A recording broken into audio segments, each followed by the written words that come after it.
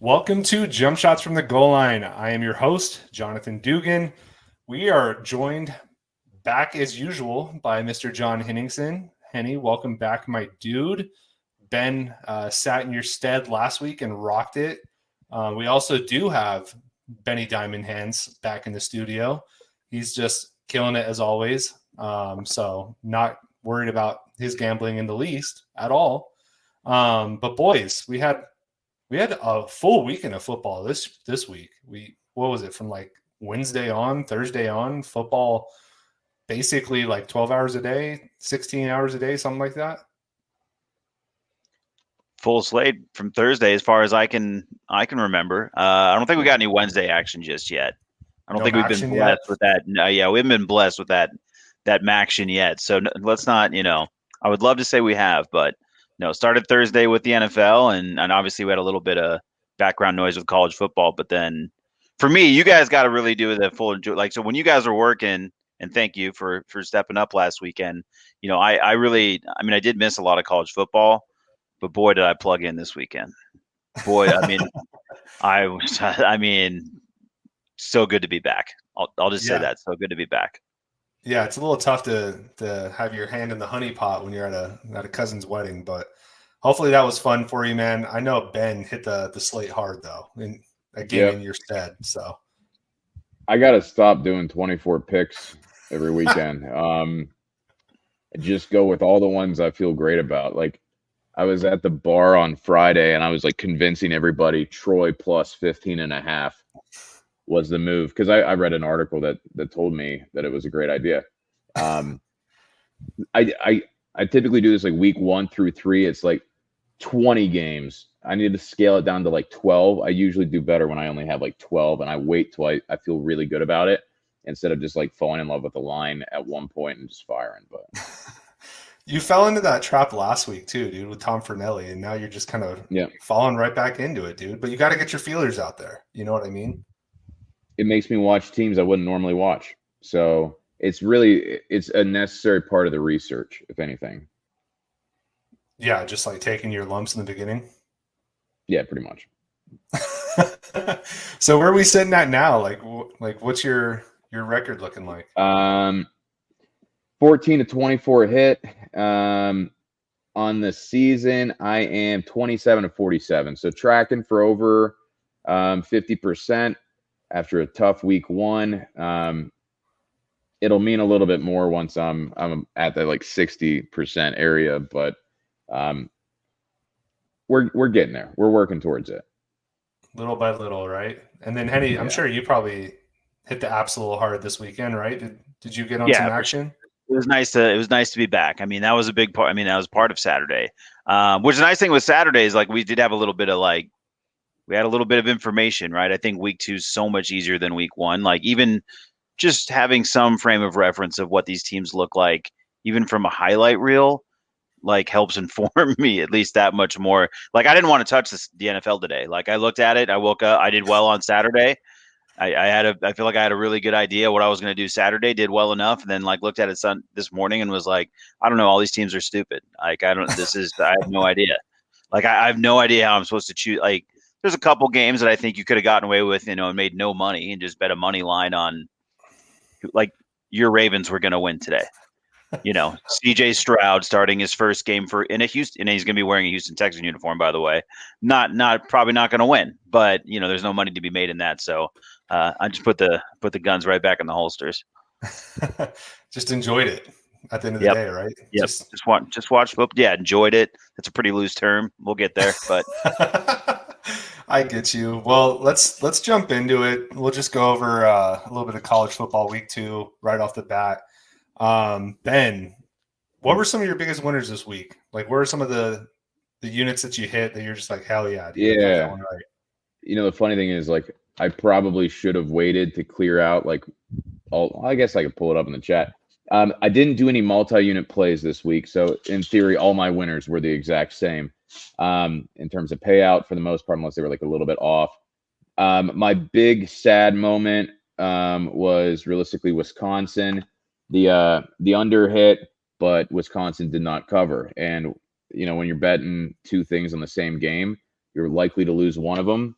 and the same thing kind of happened in a couple other ones. I love the fact that you guys were texting about USC was going to hit the 70 easier than anything. And guess what? Under 70.5 cash. Hey, guess what? I bet that under too. And the only way to jinx that thing is by saying this thing is going to hit 70 so damn fast. If I don't do something out in the world to testify to the guy. Yeah. So I know that was me 100% Hail Mary to save my last bet of the day. I wish I knew about the witchcraft at the time. I was a little distracted. I'm like, man, he's just going to, why is he doing that? You know, I thought we were foxholed, but I am. I'll show you the receipt if you want. Yeah. No, I was literally trying to I got to snuff this thing out. It's really becoming a problem. USC is getting ridiculous. That one was scary. Iowa, they almost blew it because their defense had a pick six. So their offense scored 13 points. Okay. It counts as 20 because they didn't actually specify in the contract. So correct. Their offense is still trash. He is now 6 points behind pace through 2 weeks. Yeah. I anticipate that this will continue. Iowa unders are scary. It's not for the faint of heart because it's the lowest score of all time. It was the lowest under for the week, and I think it got to 20 to 13. So it was 33 points scored on a over under of 36. We were a field goal away from that thing kind of really starting to open up. So that was terrifying. I don't know if you guys watched the Tulane game. I know that they didn't cover, but they would have. And I just want to count that as a win. I'm not officially on the spreadsheet, but if you didn't watch it, basically it was 20 to 27. It's 4th and 1, and they're going to go for it. Ole Miss is basically to get the first down to be able to kneel it out. Some bastard false starts. So now it's 4th and 6. So they don't feel comfortable doing it anymore. So they make it a 2-score game. They kick the field goal. Now I'm like, okay, I can still cover. I just need them to go down and do something. And then there's it should have been a flag. It was probably the most aggressive hit on a quarterback. It's disgusting. They just don't care about player safety. He got crushed, and just the ball went flying basically to the end zone. And there was no chance it wasn't a fumble because the guy literally destroyed him half a millisecond before the ball came out. So they would have covered. A false start meant that instead of plus 7.5 covering, I lost by 17. And that was the heartbreaker of the weekend. If you don't have that as a bad bet, I don't know what is. I also really, I don't know. I have one gripe, and I don't really expect this to happen all the time, but I had to wait until I woke up on Saturday to learn what the spread was for the Penn State game. They didn't release it on any sports book until Saturday morning.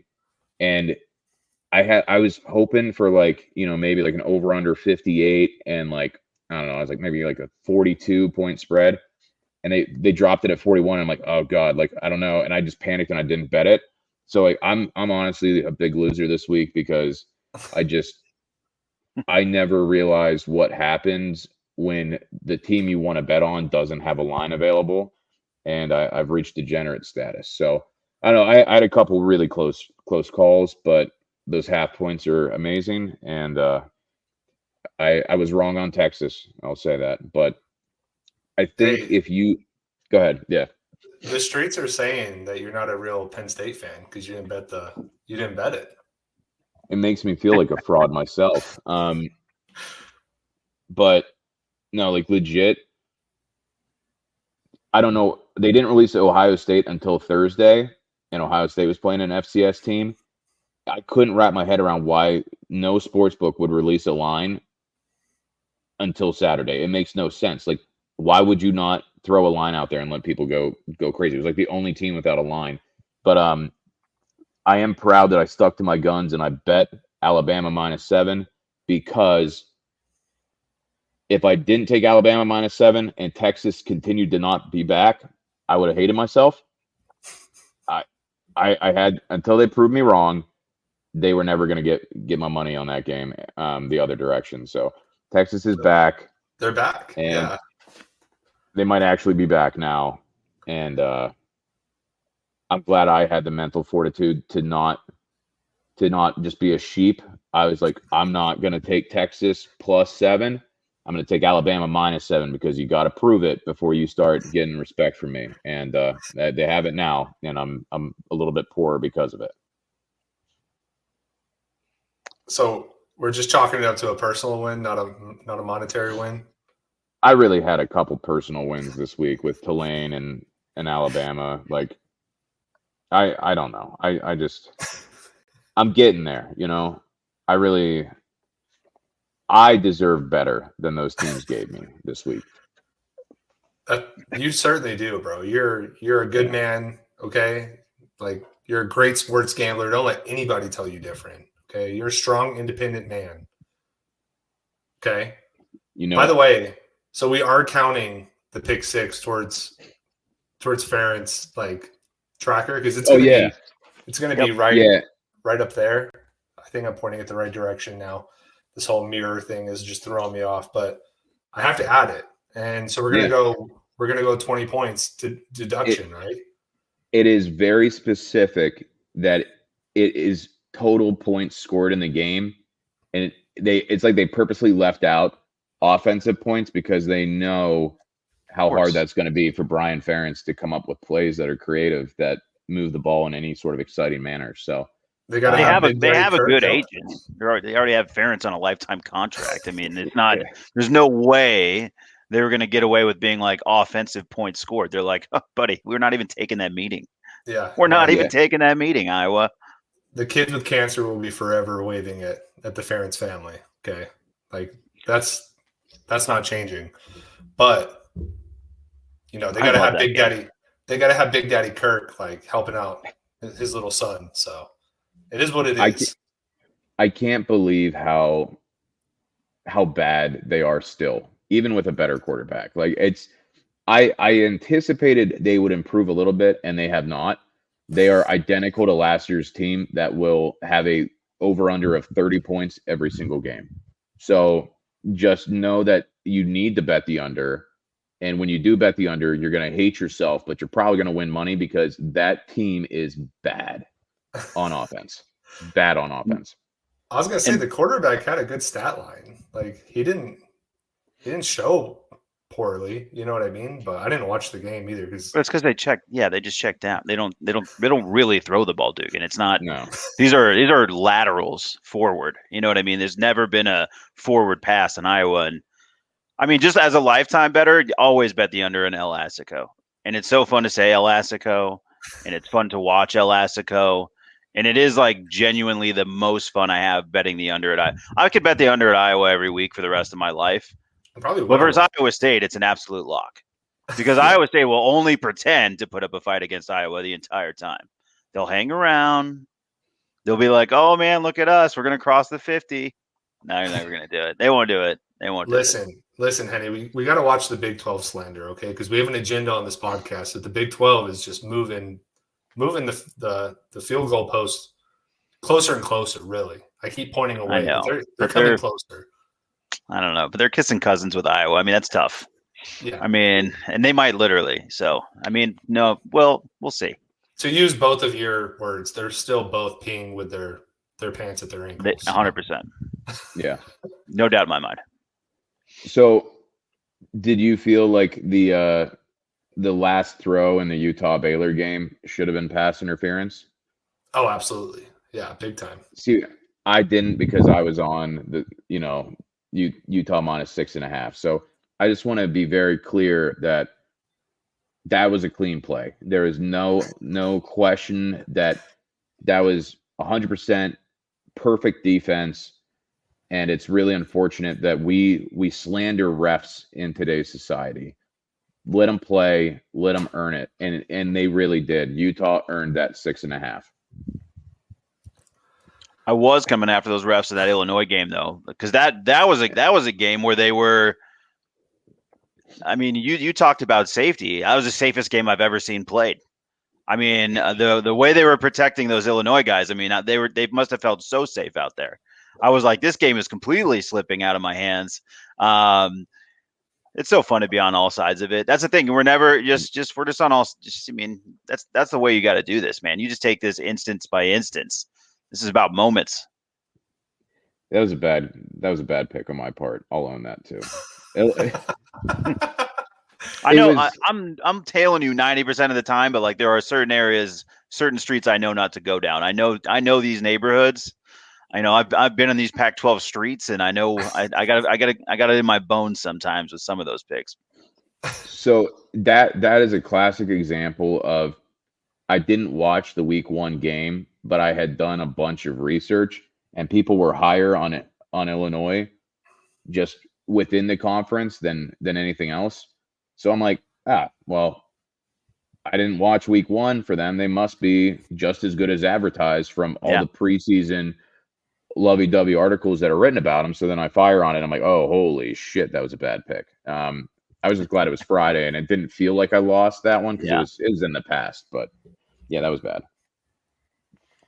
But just think, Bielema could be the Iowa coach someday. So look forward to that, Iowa. I mean, it's all is not lost, if Ferentz leaves. So I can't imagine Bielema in the pipeline. Can't imagine a better fit for the state of Iowa than Brett. I know I know. Just do it. It's in the stars, dude. Are we going to talk about Dion again? Does he deserve it? I hate him. I hate him.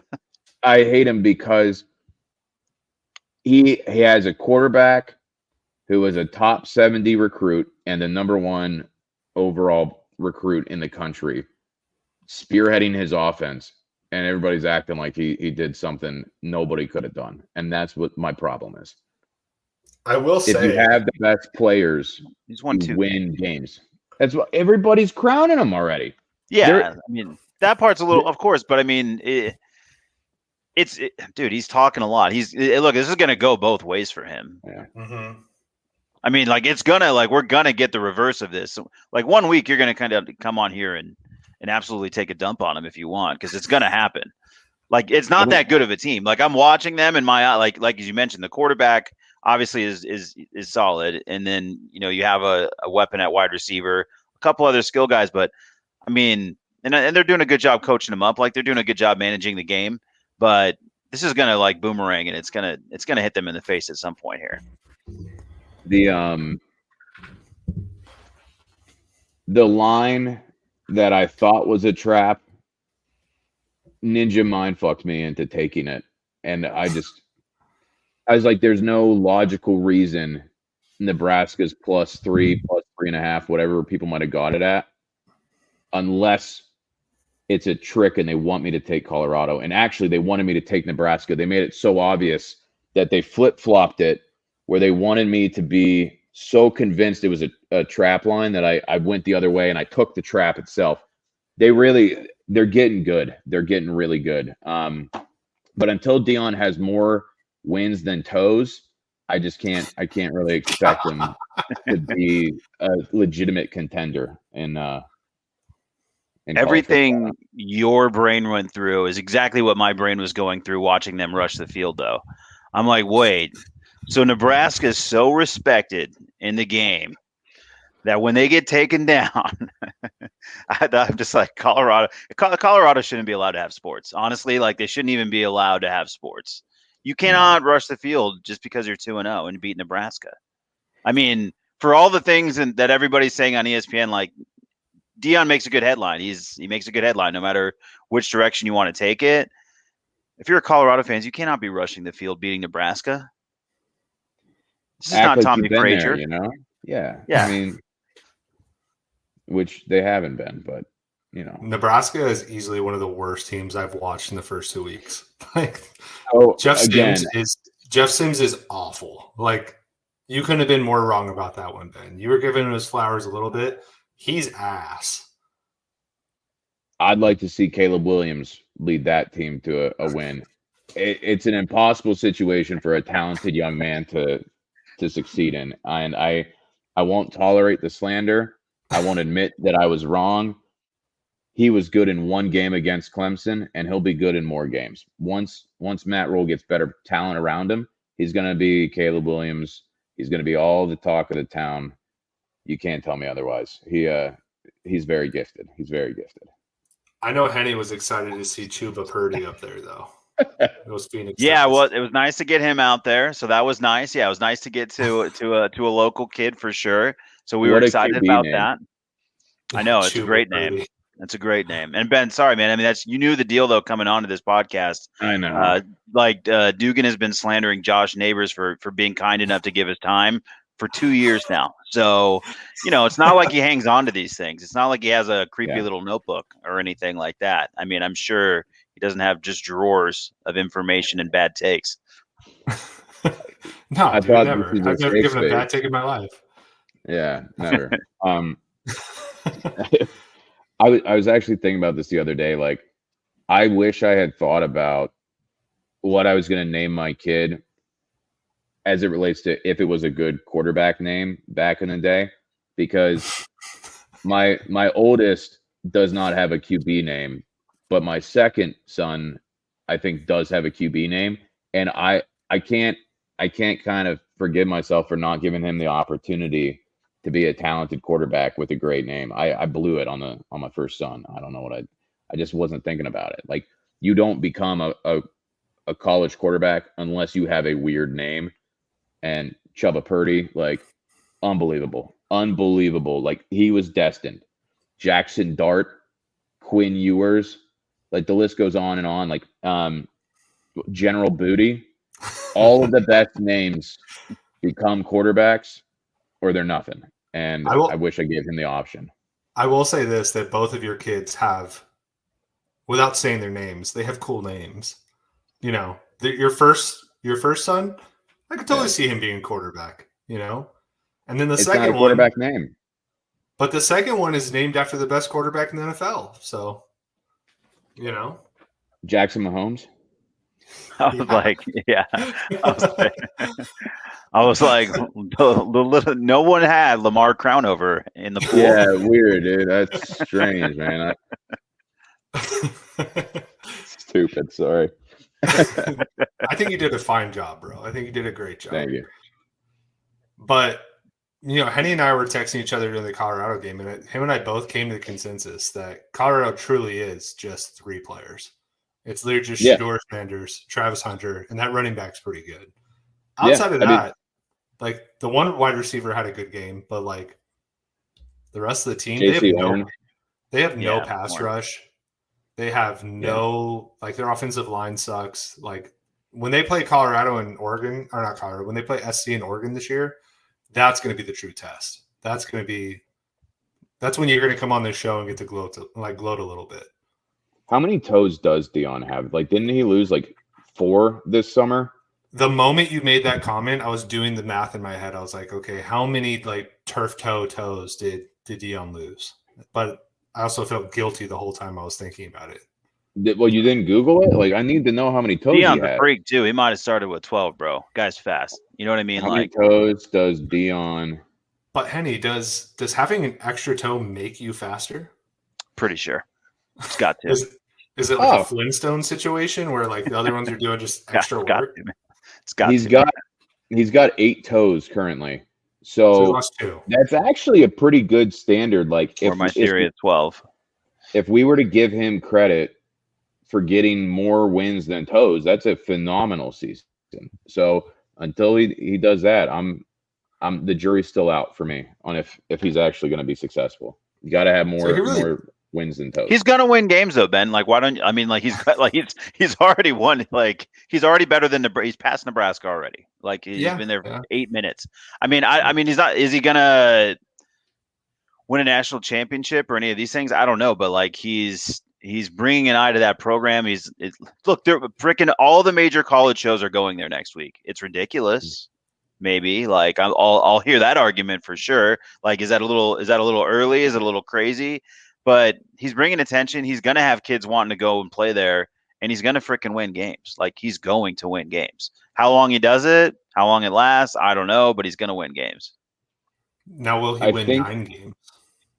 Exactly. No, Not I this think year. part of my problem with it, Eventually. and Josh Pate actually kind of mentioned this too. Like, the only real problem with it is that people are acting like this is the best team in the country because a lot of people don't watch as much college football as Yeah, because they're not us, baby. That's why. yeah. Yeah. So They're like idiots. my Yeah. problem is Penn State stayed number 7 in the AP poll. Teams just keep jumping them. And it's like there's no reason why they can't move up, but it's because like hype around other teams. Everything is over analyzed this early in the year, and it's like it's really happening with Colorado. Like, they are not going to be as good as people act like they are right now, and that's my main gripe. So Well, I don't know. You're lucky because Dabo did you a favor this weekend. So, let's unpack that one real quick because I know all three of us were just salivating at that game. I wish they didn't have the second half. I just wish it ended there. He is going to retire at the end of the year. He's going to retire at the end of the year. You think so? He hates what college football is now. He won't adapt to the transfer portal. He won't adapt to NIL.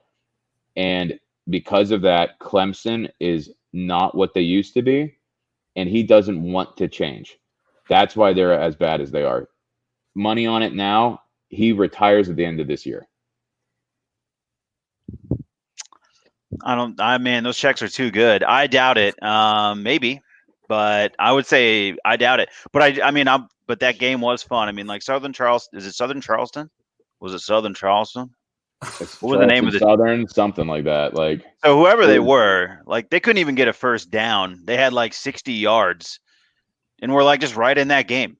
Like Clemson was outgaining them like 500 yards to 63. And somehow they were just kind of hanging around. So shout out to Clemson for just making it weird. Just daubing it up out there. That was some weird. That was a weird.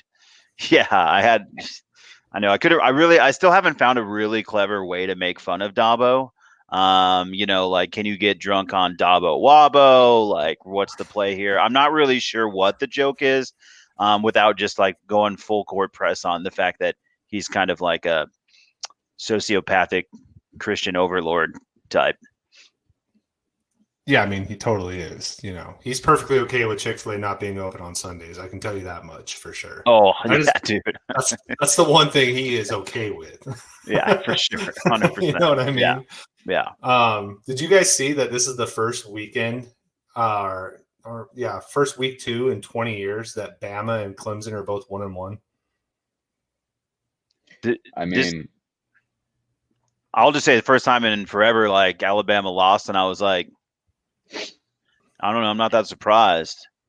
They haven't been that good for what, two Yeah, this isn't because I was actually I rode with Ben on this. I bet Alabama, but then like as I was watching it, I was like, well, there's been like little chinks in the armor the last couple of years, so like I wasn't shocked, you know what I mean? Yeah. Or I wasn't like dancing on Alabama's grave. I was kind of like, yeah, they lose now, like not a lot, still don't lose a lot, but they lose now. So it's definitely changed from what the dynamic was, 5 years ago.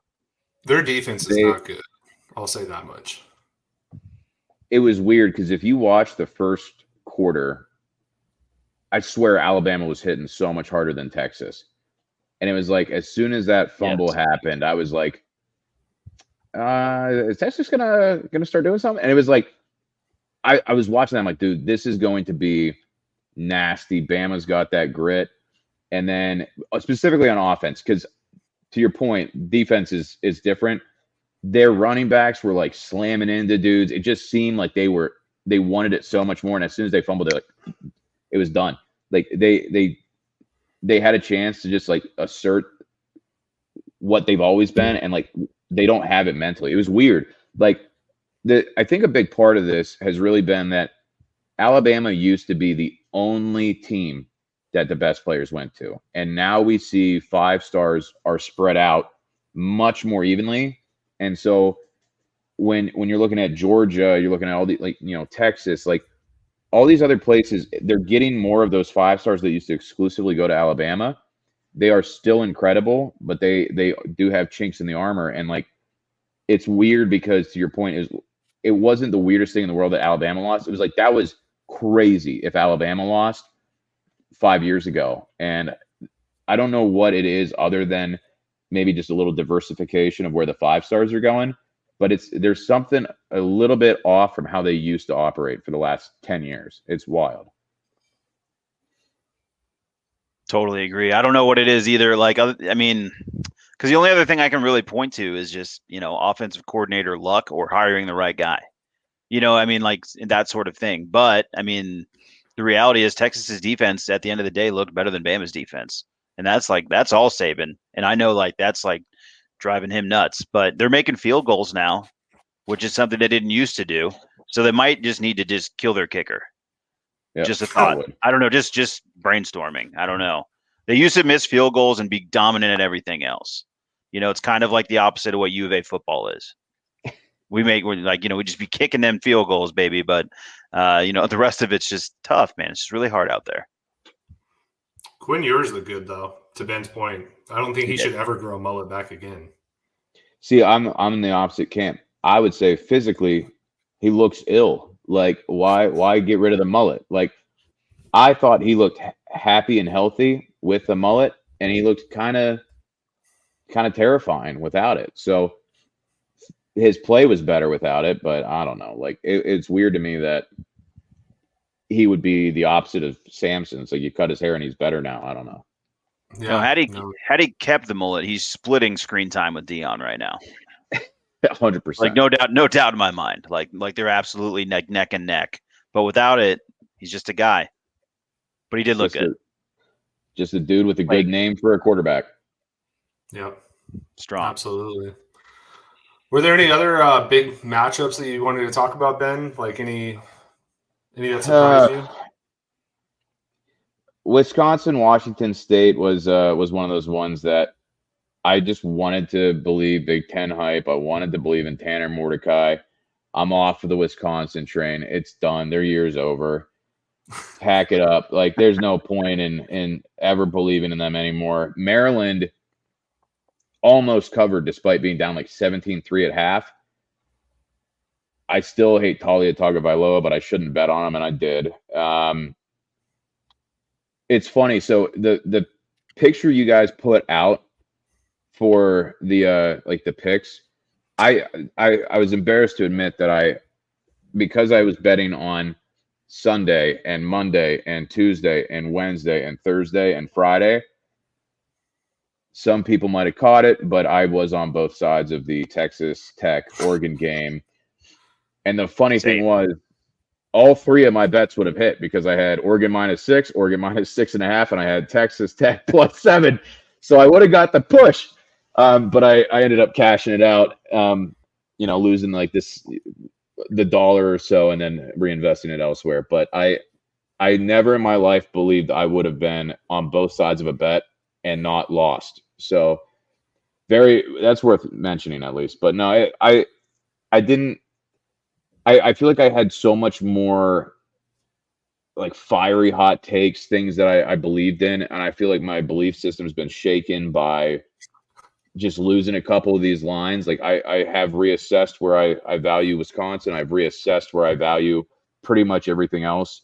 Ohio State could barely score on Youngstown State, and that is going to be really interesting. So when we did the Big Ten preview, I completely disregarded Notre Dame as a tough game on Ohio State's schedule. And now that might be, I think, Ohio State's 3rd loss. There's something wrong in Columbus, and they did get Marvin Harrison on the stat sheet this week, but to only drop 35 on Youngstown State Penguins, there's something off there. Michigan has not looked as dominant running the ball with Blake Corum kind of coming back from the injury. I think he had 80 yards on like 20 carries. Like Michigan hasn't been like as good as they have been by only averaging 4 yards a carry. And then Donovan Edwards has been nowhere the first 2 weeks. So like there is some interesting stuff brewing with the big dogs or at least the perennial big dogs in the Big Ten, and the Pac-12 continues to dominate. That was a tricky line, by the way. The it wasn't Tulane. It was, who did I have? Was it Toledo plus 35? Whoever Washington played, it was Tulsa. Sorry, it was one of the T schools. I like betting on them usually, but so I got the line at plus 35, and I think the final line settled at 32.5, and Washington only won by 32. Vegas is so good at what they do. It's crazy. Like sickening. It's witchcraft. Sickening. To throw a line out like 32.5 and then have that, like, I would never say a team's going to win by 32 points, and they do it every time. So bet the T schools, except for Tulane, because Ole Miss had a false start. Bullshit. That's all I got on last week's games. So really quick though, because I know Henny's thinking it too. Pac-12 is definitely better than the Big Ten this year so far, right? I mean, Mickey Mouse, I guess. Like, can they be better if they're dead next year? I don't know, man.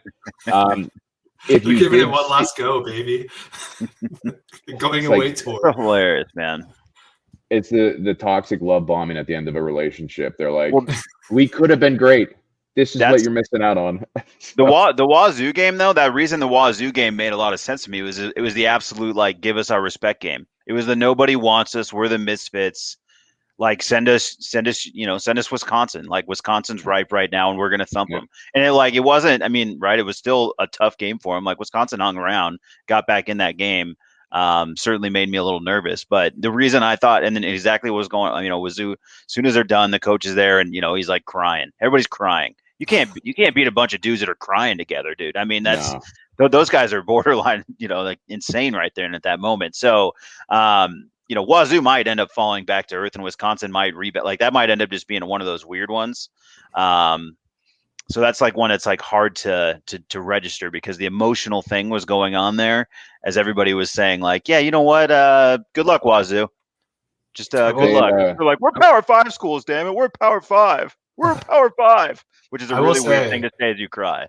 I will say it was a carbon copy of last year, though. Yeah.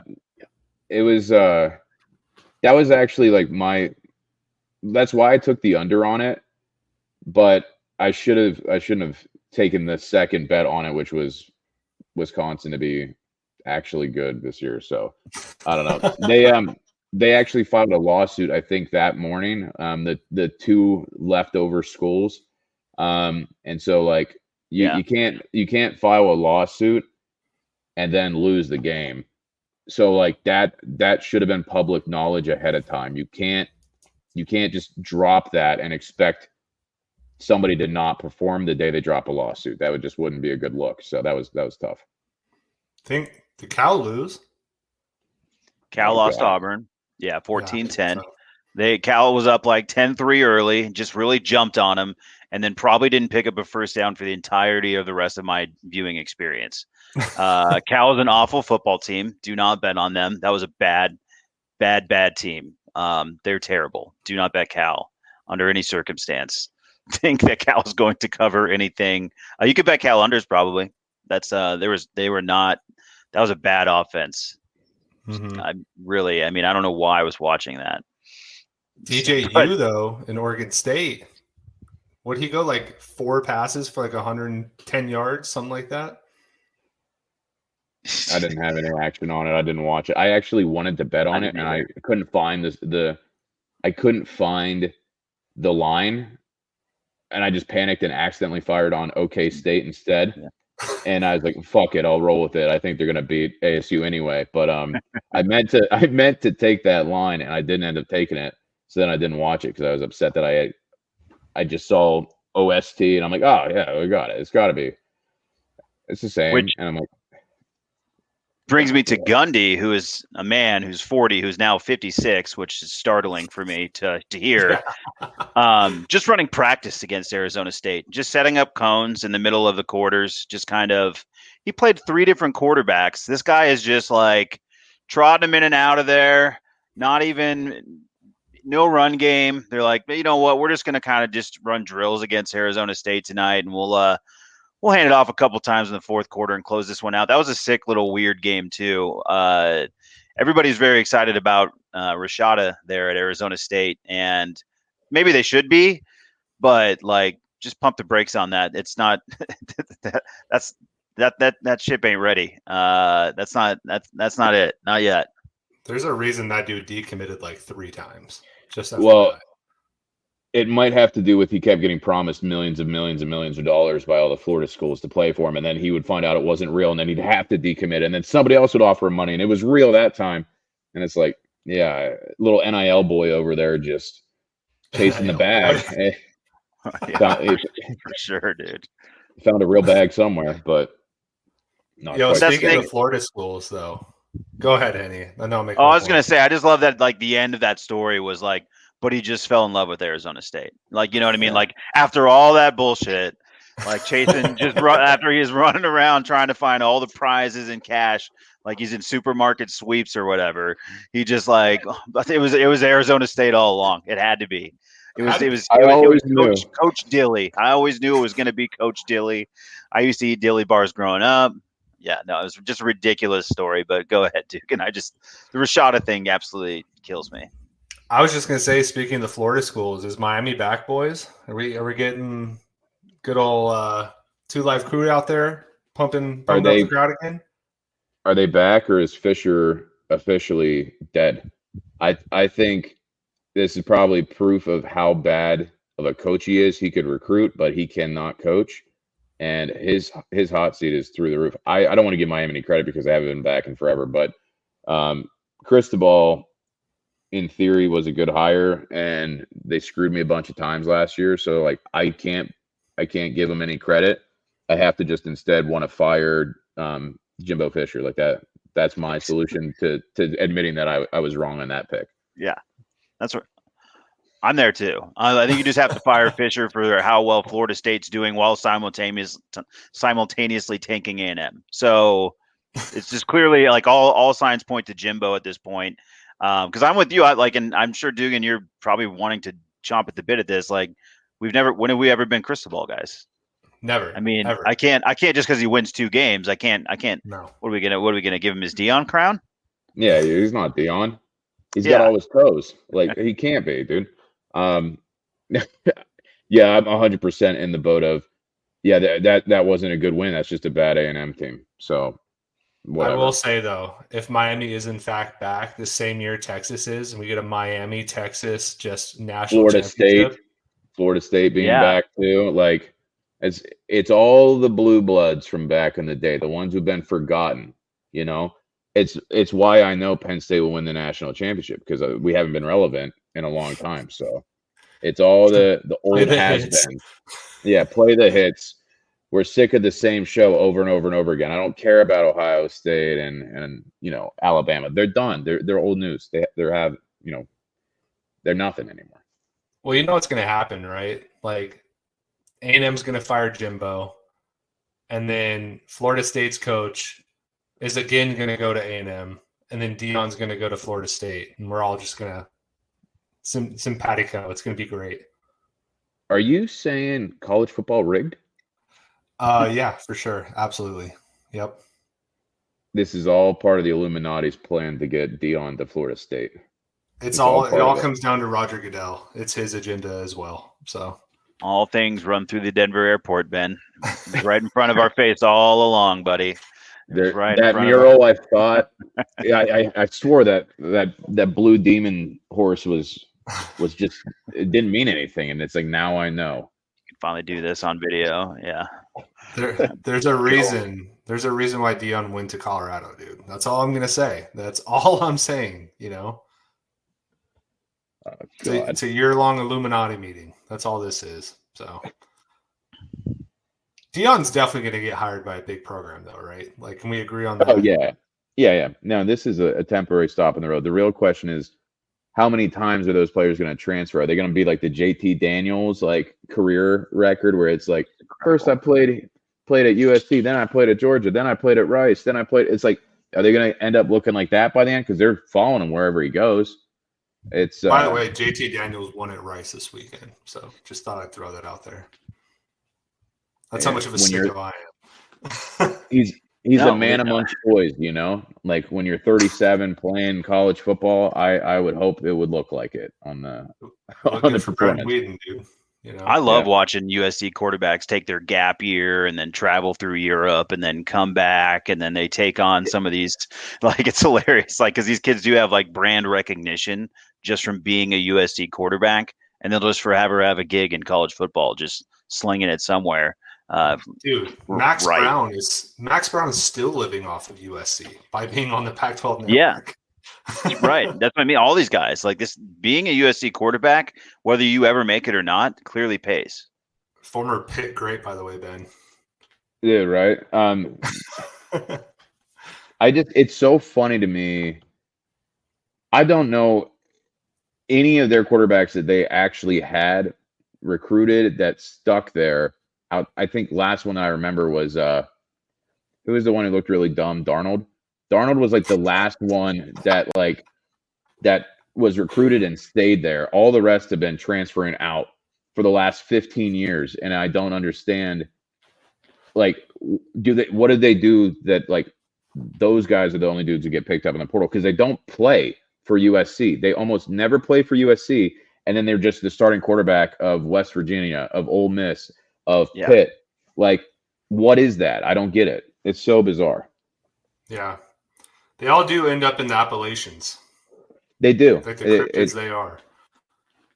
There's something about it. They just want to be in the mountains. This reminds me of my mom's house in Malibu. Yeah. I don't know. All right, Ben, what do we got to look forward to next week? Anything?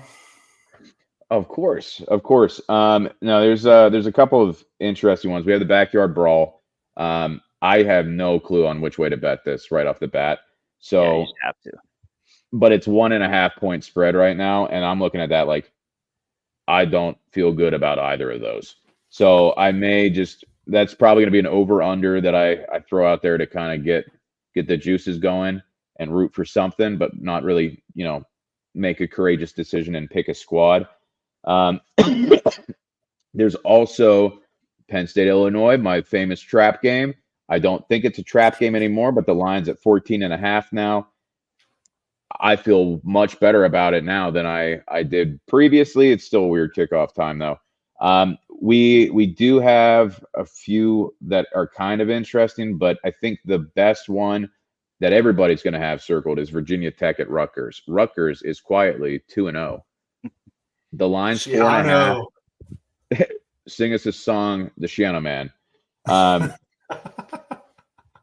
He's the dopest. Like, I don't know. Like, I'm probably going to be locked in on that game more than anything else.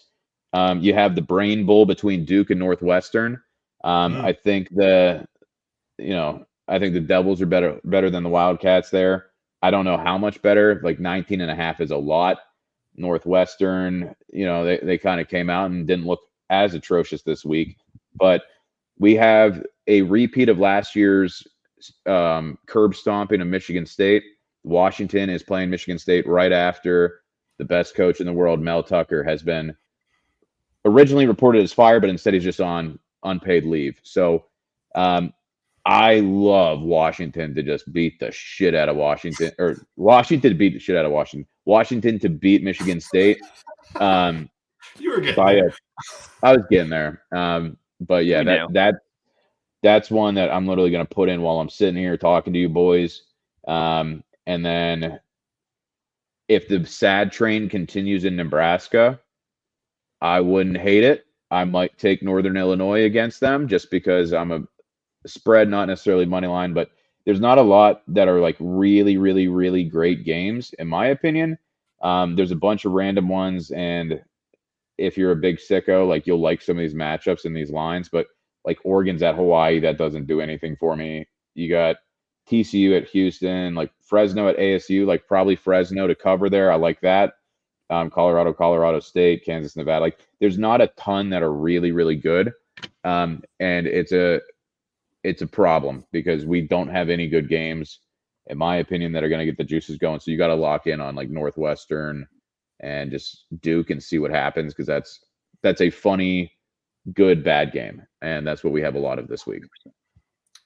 I'm gonna be hammering home the Arizona UTSA game. Let me tell you that. All right, or UTEP, whoever it is. I get those schools mixed up, but I'm gonna be hammering home that one. The minors. T schools. I'll probably take whatever T school is playing Oklahoma. I don't know. They always play a T school, so like I think it's like Tulsa or it might be Toledo this week. Whichever T school it is, I'll be on. This is going to be a big sicko play week because there's nothing that like is great besides I think Washington to destroy Michigan State. They are a school in disarray. Actually, maybe they'll be better because Mel Tucker is not a good coach. So that maybe that smooth brain take. Mel Tucker's so bad of a coach that you actually need to take Michigan State to cover this week. They almost got me. They almost got me with that one, dude. Oh, they're tricky, dude. I don't know how dangerous. That one's dangerous. It's the same mental gymnastics some like Michigan State alumni is doing right now to not write a check. He's like, I don't know. I mean, like it's bad, but I mean, like kind of a win for the program, right? Yeah. Yeah, we can get out of the 10-year extension that was definitely deserved. Yeah, like I mean, obviously the people, but I mean, this is kind of a win. Yeah. That's bad. I don't know. It's a weird one, but I'll have 20 games probably picked for you guys anyway. So just stay tuned. Well, we'll definitely get that put out on the socials for you for sure, man. Again, thank you for jumping on, homie. Your insight is always valued. I know you didn't catch a whole lot of the NFL this weekend, so we'll let you go, man. But I hope our audience is on the lookout for those picks. We'll throw them out on the Instagram. I'm sure John will throw them on the Twitter or X, whatever you want to call it. But be on the lookout for those. What, around Wednesday, Thursday, Ben? I mean, my final card won't be done until Saturday morning, but I will have a mostly finished card by Thursday afternoon to Friday. So, and then I'll throw more in there because I need the time slots covered. So you can keep some for yourself. You know, you can have a little. Keep some for yourself. I wouldn't be honest. I can't do that. I cannot tell a lie. Yeah. Sounds good, guys. I appreciate you. All right, buddy. See, we'll talk to you later. Bye. Thanks, brother. Cool. Just me and Henny back again to talk NFL because you have a lot to say, don't you? Because your favorite team that you're wearing on your head right now was a tough one, bud. It was a tough one for sure. You know, as some people had texted me, hey man, it was like a really good game. And I was like, whoa, dude, I don't know what kind of guy you are, but don't text me that. Yeah, glad the kids had a lot of fun. Hey, this is professional sports, brother. But yeah, I still threw the hat on, you know, just in support anyways. It was a good game. If you probably were like just that casual dropping in, it was probably the most exciting game of the day. A ton of points to be had. Chargers have a guru at you know, running their defense. I mean, they have a wizard. I mean, a guy who's been known as a defensive stopper, and Tyreek Hill just ran loose, as I've seen him do like 1,000 times. I remember I actually had this. We beat Miami last year at Miami, and I remember saying the same thing. Tyreek Hill, remember that was when he picked up the fumble and ran it into the end zone. I mean, he's always a problem. He's always going to drive you crazy. So the fact that Tyreek Hill is going nuts, I can almost deal with. But we just continue to mismanage time and do dumb things, and he's just so frustrating. So it was rough, man. But I mean, I'm glad we've been talking college football. College football always cheers me up. So I mean, I'm glad we got a lead there. Otherwise, you know, I might be using words I would want to take back. But Chargers doing their thing, man. It sucks. We ran the ball for over 200 yards. Yeah. Herbert super efficient. Like, I mean, that's the thing is like, some people were, you know, I heard some Chargers fans nitpicking at a few play calls here and there, but like, man, when you score 34 points, you just got to win those games. That's just a lot of points to be crying about the offense. Frankly, I just can't bring myself to complain about the offense when it seemed like we had a good grip and a plan on what we were doing offensively and defensively. One punt, one random fumble, an interception, and an interception on a team that's coached so stupid that, of course, they brought that interception out of the end zone to the 5. Of course, it's J.C. Jackson. Of course, he made a play and then also pinned us deep in our own territory. Of course. Yeah, dude, I know. JC Jackson, I want to get your opinion on it. Like, should we get the FBI involved? Because I feel like this is a huge case of fraud. Like, he's just absolutely defrauded the Chargers organization for millions and millions of dollars. Well, Belichick has been doing this for years. Belichick should be arrested immediately. I mean, there's no doubt about it. I mean, we have a class action suit now. Now we have allies. I mean, we're not the first stupid franchise to sign a New England corner, overpay him, and wonder what went wrong. Like Darrelle Revis worked one time, everybody. You need to calm down. None of these other guys, the rest of these guys are just happened to go to Alabama, got drafted by Belichick, had a couple of nice years. They're going to get paid and then they're done. So, I mean, JC's rough, dude. That has not been a good experience. He had that sick pick, came out of the end zone, which was insane, and then immediately the next drive gave up a touchdown. So that's just the whole JC Jackson experience. It was just a full 5 yards behind Tyreek Hill. I mean, not that any man is running with him, but it was clearly a case of like, I'm going to get my hands on this guy. Oh, well, he's gone. And it was a rough day. How about you, brother? Yeah. I mean, well, we can talk Chargers, Dolphins if you have more to say on it, but I mean, all I was going to say, what was rough was that you guys had no sacks. Like, I looked at every stat line in the book this weekend, and every team was getting to the quarterback except you guys. Except for Khalil Mack and Joey Bosa. Yeah. Like the most expensive pass rushing duo in the league, and it just didn't work. And then just giving up the middle of the field all day. Just a rough look, dude. Do you think it's more scheme or what do you think it is? Well, and this will be my complaint. This will be my general complaint about watching football over the weekend. We don't get to see the secondary nearly enough. Mm-hmm. And the way that today's game is played, I mean, you watch the Arizona football game. It was just Jayden DeLora. All you got on screen was Jayden DeLora as like 6 people blocked 4. And then he wanders around, and then we're just like wondering what's going on downfield. Yeah. I mean, I felt similar in the Chargers game. Like, I mean, I have no idea exactly why the middle of the field's open. I just know that the middle of the field is clearly wide open, and Tyreek Hill continues to run right through it and catch the ball with an incredible amount of space, which is something that I can't even fathom as a child growing up. Like, no one went over the middle. No. It wasn't even possible, right? I do think there's still deficiencies in terms of roster, but if you can't get beat the same way all day. I mean, that's infuriating, right? Like, there's just if you cannot adjust and do something different to make them earn it a different way. I think the strength of Tua is throwing the ball right over the middle of the field, and he was able to do that time after time after time. I don't think he's particularly good at extending plays, but today all he had to do was step straight forward. So he stepped straight up into the pocket. They kind of did that they just cupped around. You had Mack and Bosa kind of working around the edges. He'd take step right on up, and then he fired another strike right down the middle. We have terrible linebacker. I mean, but there's got to be something you can do. We weren't trying to apply pressure in any meaningful way. We weren't getting home with 4. We stayed with just running 4. And man, rushing 4 and having guys wide open on the back end with the idea that there's 7 behind is just an awful feeling. And I can only assume it's predominantly scheme or a stubbornness to change scheme as you go throughout. I just can't imagine wanting to lose the same way over and over and over again. I would at least like to try something else.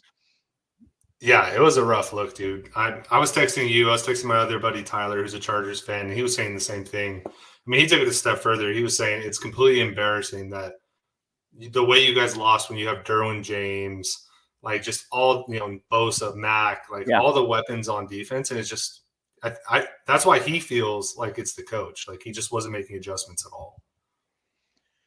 Yeah, I mean, I would tend to agree because look, the talent on the field, I don't think it's terrible. I think there's like areas where they're deficient, but I mean, look, that it's a good offense. Like they have good wide receivers. I don't think that's the last time Tyreek Hill is going to have a 200-yard game. So I mean, but he does that. It does also suck to play 2 in week 1 when he's probably as healthy as he's going to be. That's a team that I think over the course of the year is going to have to prove that.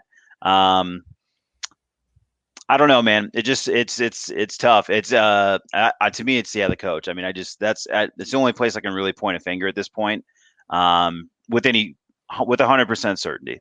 He's the only one I know is a problem. Everything else is like debatable. Yeah. How surprised were you that Mike Williams got hurt for a little bit? Yeah, I was shocked. I couldn't. I was ready to fire off that tweet. I love that. We're unbelievable, man. I mean, because this is like, that's why there's GM stuff too. I mean, but Mike Williams being hurt and knowing he was going to be hurt, and like I didn't even want to re-sign Mike Williams. Not that I like led a charge to say that we shouldn't. Like happy to keep him. Like sure, let's keep him in the fold. It's fine. Like it's never my money, and I know the Chargers are never going to spend on a free agent ever. So if they're going to keep our guys that are solid, but yeah, Mike Williams being hurt is the least shocking headline of all time. I was just surprised too that after he got hurt, it wasn't your first rounder getting the ball. It was freaking Josh Palmer just getting like pass after pass thrown his way. I was like, wow, that's what we're doing today. Okay. Which I was fine with. I was playing a guy in fantasy that had him. That had QJ. We didn't even really throw the ball today. You didn't even really what? We just didn't even really throw the ball today, though. That was the thing. No, you didn't. You ran the shit out of it. We just ran the shit out of it. So that's like wasn't. I mean, everything was fine. That's the thing. Offensively, it was like weird, but it was fine. Like it was just different than what you're used to because we were able to effectively run the ball, and our offensive line looked dominant. So I was like, well, I guess we'll just do this. Like Joshua Kelly, UCLA Joshua Kelly, looking like he was back in the powder, like in the good old days in the Rose Bowl. Like he looked really good. He was running downhill, and I was like, man, this is nice. But did you see the Mike Williams, how he got hurt though? Because he got absolutely just decked by a linebacker. Yeah, but like 2 yards into his route. Like, like never looking like he was ever going to accomplish anything. So that was what's rough. That's what was disappointing. It wasn't, making a sweet catch over the middle. He just ran into him. Exactly. You're like, this is so ridiculous. Very on brand. Can we talk about though, like Eckler is a beast and you must re-sign him to a longer contract. Yeah, I think it's tough. I think it's like hard because you don't want I don't think we need to be the only team paying running backs. You know what I mean? I don't know if we need to. I don't think the Chargers are in a position to be making those kinds of bold moves. I'd kind of like to just do what smart teams do. But he is incredible. I do laugh because inevitably at some point during this year, while the Chargers are having failures that have way more to do with our coaching, way more to do with other deficiencies in our roster, someone will be like still trying to tell me how if we just had another back besides Eckler, like it'd be fun. I'm like, this is like just so far from our biggest problem. I'll just simply put it that way. Would I love to have another back? I mean, do we draft Isaiah Spiller to just continue to DNP him until he dies? I don't know. I mean, that seems like a weird move too. That's some classic Charger player management bullshit that I will never understand. But God, we're gonna just keep playing Kenneth Murray. Like this is like we can do. You want to go position by position? Dude, the offensive line looked good. I was going to text you about that too, because Kenneth Murray and Patrick Queen were drafted the same round, right? Same draft. I remember you and I talking about that. Patrick Queen's fucking good. Like he had a sack today. He's just killing it next to Roquan. And I wanted to kind of like talk about that like when we were texting, but I was like, you know what? I'm gonna let it breathe. I'm gonna let it breathe because I know Kenneth Murray is not on John's favorite player list. So well, him and Mike Williams, if they run into each other, they're both injured for 8 weeks. So, I mean, God forbid they keep them in the same room. But yeah, he is not very high on any list. Hope Drew Tranquil is doing well out there. Well, dude, if you want to talk about injuries, my team, good God, we are just so cursed on the field with injuries. JK, like, feels so bad for him, dude. Like, he was playing so well, had the awesome touchdown where he jumped over a dude, was playing well in the passing game, and then tears his Achilles. Like, contract year, ready to go, held out a little bit, think he was going to get a contract. No. Tears Achilles, he's out. He's done. Excuse me. And then Ronnie Stanley hurts his knee again. Who knows how tough that is. Tyler Linderbaum got rolled up on. We'll see what that happens. And then Marcus Williams potentially has a torn pec. So it's just, Ravens luck. Harbaugh went into the season going, hey, we're really happy where we stand health-wise. And if you don't talk about it, it doesn't happen. It's a tough lesson for the old man, Yeah. You can teach a new dog old tricks, but not Harbaugh. Let me tell you that. He's going to talk about it, and he's going to curse the team. So it was a rough look, dude. Yeah, that's tough with Dobbins, man. That's what I always get nervous with the guys when they're coming back from an ACL. And I know everybody thinks you can just do it like that now, and nobody wants to miss any time. But like I'm looking at Javonte Williams, like ever since the Dobbins injury happens, every time Javonte Williams touches the ball, I'm like, God, it seems like he just got hurt. Like like that just happened. Are you sure you're okay, bud? Are you sure? I know.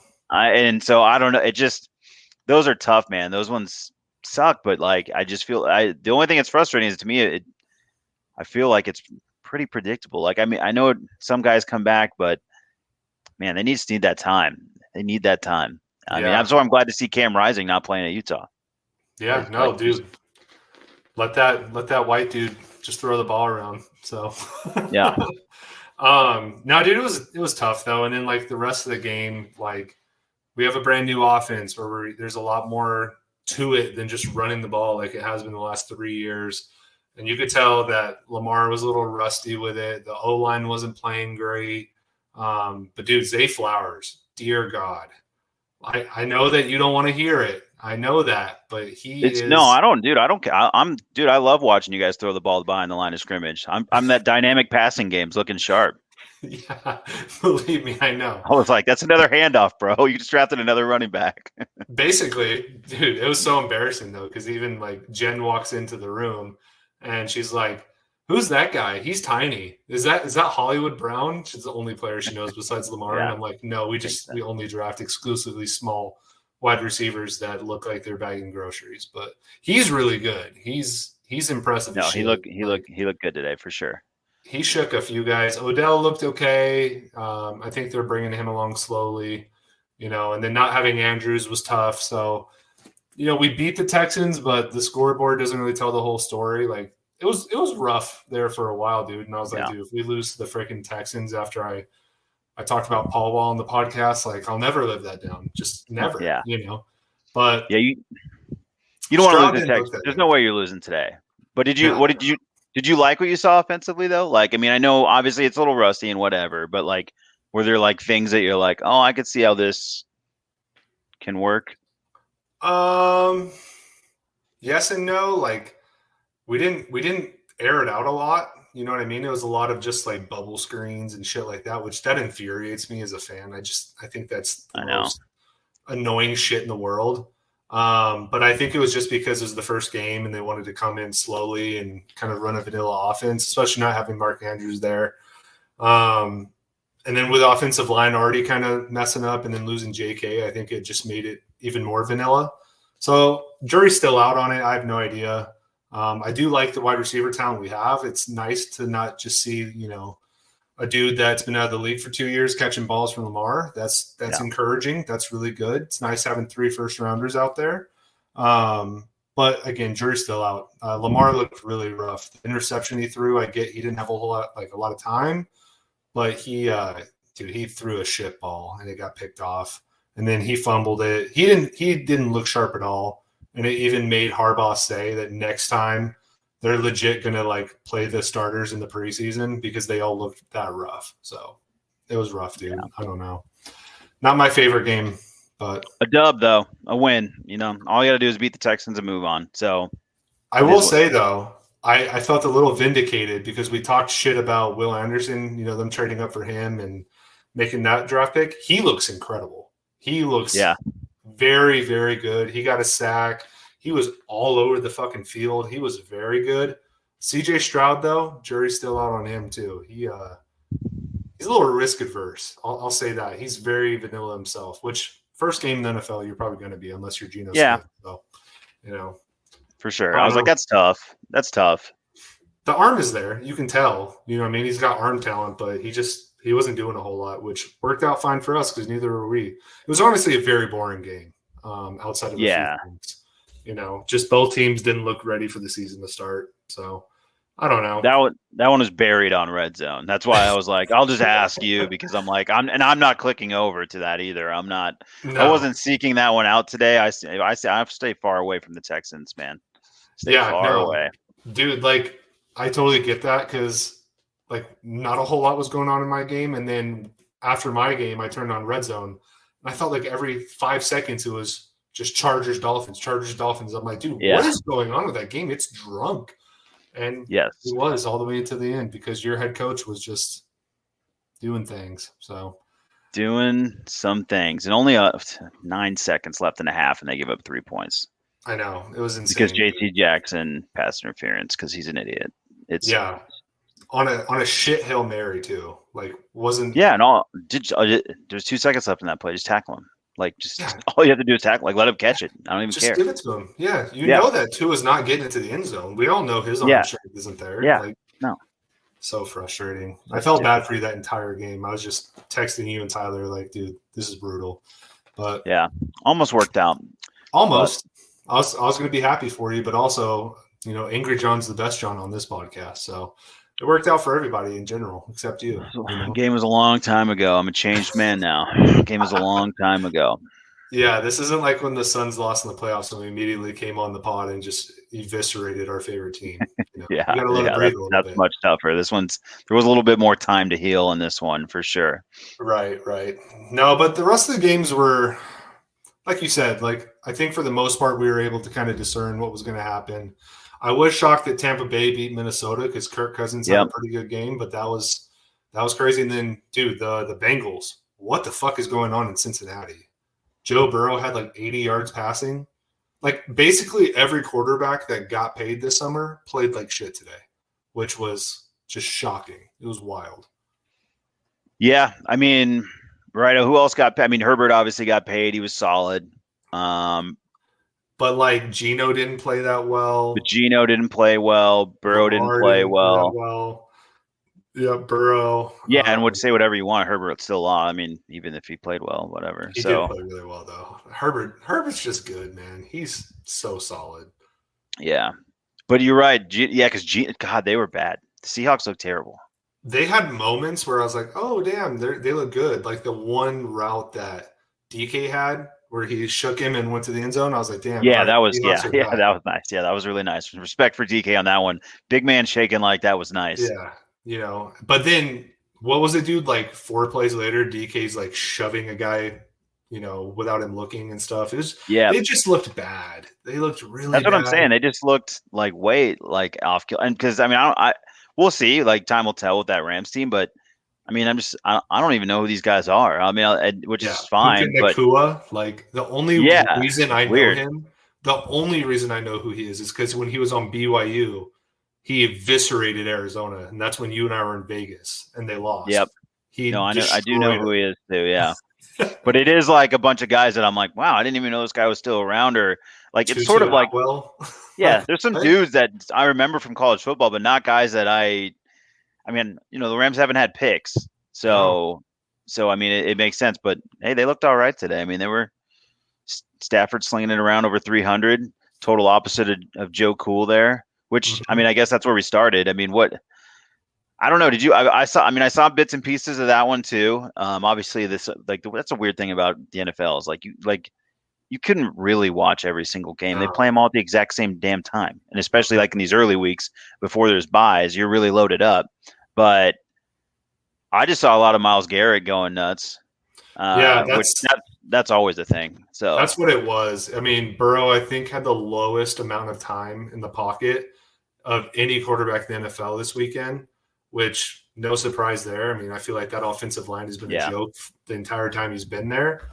And then it was just what they were calling, dude. It was kind of like how you weren't happy with the Chargers on defense. Like my other buddy who's a Bengals fan was just like, dude, this offense was a joke. It was just a bunch of like 3-yard routes. Like, here, go make a play. And like nobody could. And then they just didn't throw it to T. Higgins whatsoever. Like, funny enough, after the rumors come out that they're thinking about trading him or not re-signing him, it's like, oh, weird how that works. And go figure.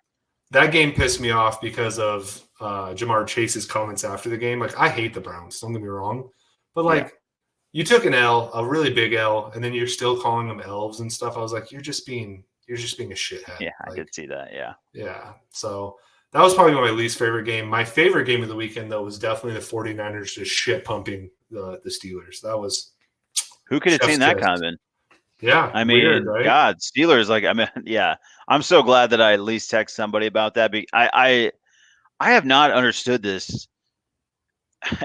Kenny Pickett did nothing to earn my trust last year. I have no idea why suddenly the Steelers are a hot pick where the AFC still seemingly to me looks very loaded. Like I mean, if the Chargers or the Jacksonville Jags or the Ravens, like, teams that are barely made it last year that could, why were we taking the Steelers and Kenny Pickett?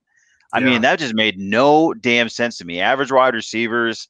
I mean, those guys are all right. Pickens is already pouting in game one, allegedly. I don't really know how much all this stuff is I see on the internet is true, but if he's already pouting out there, but I that was the weirdest pick. And so that was not shocking to see the Niners running away today. Also, the Niners are very good. Yeah, well, Christian McCaffrey is really, really good. And Purdy did a good job too. Brendan Ayuk, really good. Chase was right about that guy. Like, good God. I will give Chase his flowers, by the way, because most of the guys that he told us to pick up in fantasy are producing. So shout out to Chase. Welcome on the show anytime, because your picks so far are being pretty damn good. Because I think he might have even mentioned Nakua when he was on here, or maybe he mentioned that to me privately, but like most of the picks he said are playing out pretty well, at least in week one. I mean, who fucking knows? But outside of that, most of the games were pretty well. You know what? I did not expect the Falcons to beat the Panthers. I will say that. I was gonna say I did. I definitely did. Well, they're starting it. It's just they're starting. Dude, when a guy comes out and he's a rookie quarterback and he plays his first game, he's just not that good. Like, it's just like those guys just don't win games right away. Like, they do eventually, and like this guy, might by the end of the season, but they just don't win right away. Yeah, he didn't look No, good. not particularly. But again, that's another team with like no weapons. Those guys all. That's the thing is, you're throwing a quarterback onto the worst roster from last year. Bro, essentially. Adam Thielen, dude. He's got Adam Thielen. All right, Yes, and who's like questionable also, by the way. Yeah, like because he's got back issues or whatever from being so damn old and carrying the Vikings through some dark years. But yeah, you're right. Like that's what I mean. It's a case in point is they have Adam Thielen. Yeah. And I do think shout out. That's Chase has. I think everything that I can remember him talking about has been spot on, and I just hope he has to come on and apologize for Bijan, which isn't really an apology. I mean, you said didn't take him number one. We were just kind of kidding around, but and he did have a good sense of humor about the Nebraska stuff. I think he might unfriend me. We'll see. But yeah, I was like, well, might not be Facebook friends, Yeah, but time will tell. Time will tell. But I'd love seeing Bijan just doing his thing, though. I mean, it's exactly what. Yeah, dude, it's exactly what we thought, man. Just like shifting gears, stopping on a dime, running through a couple tackles, and then accelerating into the end zone. And you're like, yeah, that's what we signed up for. Give me some of that. And so, like, if you did take Bijan in the fantasy draft, you're going to have a lot of fun watching him, whether it works out or not, whether he's that worthy of the pick you took him at. Chase might win all that stuff, but you're going to have fun watching that dude. Was a little concerning, though, that Tyler Algier got 15 carries and had 2 tutties, though. Yeah, for sure. Well, that's what's tough. And that's why Chase probably ended up being right. If he ends up being the Ferrari and not the guy that gets these goal line carries and he gets, vultured, as they used to say on the old show, that's a tough beat. Yeah, no, you're right. I will say I was surprised that the Eagles didn't put up more of a fight against the Patriots. That was a weird game because they came out super hot. Yeah, and Patriots came right back in it, which was super weird because I couldn't tell you a single Patriots wide receiver, but apparently they had touchdowns today. Yeah, and their entire Bourne looked pretty good, but it was weird. Every time I saw the Eagles' offense, the entire offense just seemed like it was just Hurts running the ball. Yeah. Like it was never a back. They had nothing going on in the passing game, and I'm like, guys, this isn't sustainable. I'm like, we could have watched Justin Fields do this. Like, this is not a good program. Yeah. So I don't know that. Yeah, they got a little squirrely, and as good as that offensive line and the depth of that roster is supposed to be, maybe we find out the Patriots are solid. Pretty But good. Yeah. yeah, like that's always possible. But I don't know. The Eagles hung on though. It's a road game in New England week 1, so they got it done. That Bears game did surprise me. Now that you mention it, speaking of Fields, Packers look good. Like you texted me earlier, Yeah. is that addition by subtraction? Like, is that locker room happy now? Yeah. Like, he looked good. Aaron Jones is just as good as Eckler. Well, maybe not just as good, but he's on that kind of fast, dude. He's good. Yeah. I mean, he looked really good. They're same but different kind of thing. They're both really. Yeah. He looked nice today. You're right. Both good in the passing game, both good just in between the tackles. Like, dude, they're going to be a problem. You know, they have a really good defense. They have those young receivers they have, and they didn't even have their best one today. So I was really disappointed with the Bears because they made, I thought, some good additions in the offseason. I didn't think they were going to be, division winners, but I didn't expect them to get slapped around like they did today. That was weird. And Fields just still does not look great. I still don't really ever, when I watch them, understand really what the plan is. He still gets left to his own devices a lot, and I don't think any of these guys that are, I just don't think he's there yet. Anybody who comes out of the Ohio State system, I basically would just simply say has been running the same all verts system for 25% of their offense, and they have to just learn some new tricks. So he's still a super talented guy, but yeah, they looked terrible, and or the Packers look great depending on how you want to look at it. But that was a beatdown. Outside of obviously what happened Sunday night, that was probably the biggest beatdown. Well, yeah, let's talk about Sunday night. Danny Dimes. That was the one thing Chase was wrong on. He looks like ass again. Like, dear God, after kind of revitalizing his career at the end of the year last year, he looked just as bad as he has ever looked tonight. But to Chase's point, he's still running the ball because he still can't throw, and he's still doing all the fantasy things that you want to see from him, where he's like, I don't know, I'll just run, and he's just and he's fast, and he kind of makes it work. But oh my God, Michael looked great, obviously. In general, that's the best Dallas Cowboys have ever looked, as far as I'm concerned. The Giants just look so bad. It's a one game case we got here, but damn. Here's the problem though, is with the Giants and the Cowboys, that specific rivalry or whatever you want to call it. I feel like once a year the Cowboys piece up the Giants in the beginning of the year, and then by the end of the year the Giants are beating them by a field goal. Am I wrong? That felt very familiar. It does. It feels. I would tend to agree. Like that, it does feel like how that series goes. It almost is like, Dallas is the splash when the weather's warm and everything's fine, and then as soon as it's cold, New York hits you in the mouth, and they win in Rutherford. Yeah. Or now wherever they play now. Yeah. Rutherford's exposing me. Yeah. They're in Jersey. We know that. Somewhere in Jersey. Yeah. Fake New York guys for sure. But yeah, besides that, dude, I think it was a pretty wide open weekend, pretty predictable. Just a couple ones that I was like, oh, okay, that kind of surprises me. But, other than that, we'll see what happens with these injuries. We'll see how you guys bounce back next week. I think you guys are just as talented as anybody in the league. We didn't even talk Thursday night football. The Lions, I'm sure your father-in-law was just ecstatic, looking at that score line. I don't know if you want to hit that real quick. Yeah, I think just real quick, that was the game of the year. It was the best game I've seen all year. No, it was fun though. It's always nice to see the Chiefs take an L. It's fun to root for the Lions, I think, a little bit. Fun to watch Man Campbell. But still, everything the Lions do doesn't really feel sustainable to me, to be honest with you. I'm it's like, Jared what? Goff. You're still, yes, it's Jared Goff. That's all you need to say. I actually been arguing about Jared Goff with one of my brothers. I think he actually thinks Jared Goff is legitimately good. I think he really believes it in his heart, and I really don't understand it. It all started with about, whether the trade was worth it with Stafford, which to me, if you make a trade and you win a Super Bowl, you win the trade. Yeah, that's it. It's at the end of the discussion. You didn't, whatever you did, mortgaging your future, blah, whatever, it doesn't matter. You win. That's it. And And then it was something like, well, Jared Goff could have been winning for 7 years. And I'm like, wow, that seems like a really big number for a guy like Jared Goff, like just throwing around 7 years. And now we're just tooth and nail. And I think I'm gonna be living and dying with Jared Goff results now. He's totally average, man. Trust me, if you are down in the fourth quarter, that is not your man. No, that is not your man. Ask the Rams; they'll tell you. That is not your man. Ask Cal. We mentioned Cal earlier. He did not have a winning record there. So. I know this is not your man. Can you build a really good roster and still win with Jared Goff, and he can manage games for you? Sure. Are you going to win a Super Bowl? You absolutely sure as shit are not. I will say though, St. Brown is a beast. He's very, very good. He is very good. And then David Montgomery and Jahmyr Gibbs both looked very good. So they both did look.